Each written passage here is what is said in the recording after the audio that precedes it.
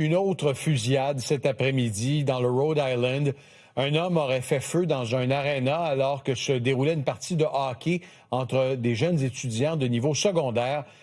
Étienne, vous avez suivi ce qui s'est passé. Le suspect aurait visé des membres de sa famille.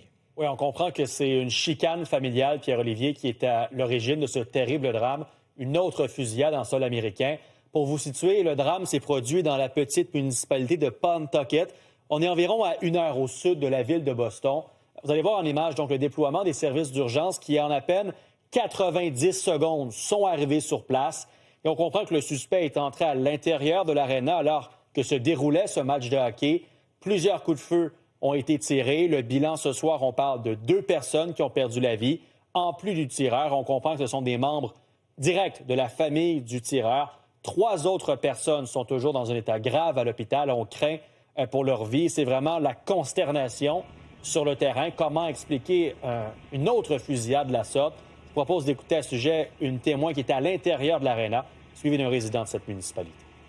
You could see some of the parents watching the players kind of roam and could feel and ask them, how are you doing? And you could see the fear starting to come down and the parents hugging their kids. And I'm sure they're thanking God there that they weren't the victim of the shooting and they're still alive with them today. This is devastating.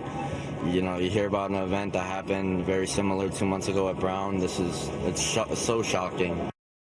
Et comme le mentionnait ce résident, Pierre-Olivier, à peine décembre dernier, à l'Université Brown, prestigieuse université américaine, à peine 10 minutes de cet aréna, il y avait eu une autre fusillade. 2 personnes avaient perdu la vie, 9 avaient été grièvement blessés. Donc 2 événements impliquant les armes à feu en à peine quelques mois pour ces résidents. Merci, Étienne. Bonne soirée.